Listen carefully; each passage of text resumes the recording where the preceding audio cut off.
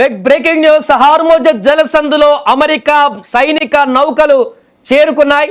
పశ్చిమాసియాలో ఇప్పుడు మరోసారి రణరంగాన్ని తలపిస్తుంది. ప్రపంచ చమురు రవాణాకు గుండెకాయ లాంటి హార్మోజ్ జలసంధి ఇప్పుడు అగ్నిగుండంగా మారబోతుంది. అమెరికా యుద్ధ నౌకల ఎంట్రీ, ఇరాన్ ఆర్మీ ఫైర్, వెరసియా సముద్ర జలాలు ఇప్పుడు సలసలా మరిగిపోతున్నాయి.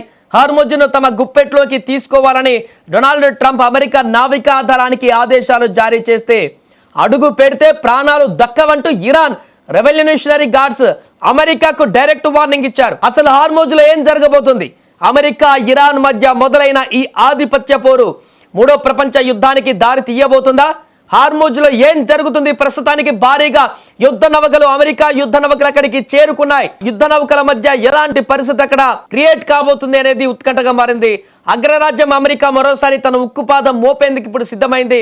సముద్ర జలాలపై తమ ఆధిపత్యాన్ని నిలబెట్టుకునేందుకు ఏకంగా హార్మోజ్ జలసంధిలోకి యుద్ధ నౌకలను దింపింది అమెరికా. హార్మోజ్ను ఎలాగైనా తమ స్వాధీనంలోకి తీసుకోవాలని ఏకంగా అమెరికా అధ్యక్షుడు డొనాల్డ్ ట్రంప్ యుఎస్ నావికా దళానికి సంచలన ఆదేశాలు జారీ చేశారు. దీంతో రంగంలోకి దిగినటువంటి అమెరికా నేవీ భారీ యుద్ధ నౌకలు, డెస్ట్రాయర్లు, అణు జలంతర్గాములతో హార్మోజ్ జలసంధిని ఇప్పుడు చుట్టుముట్టేటువంటి ప్రయత్నం చేస్తుంది.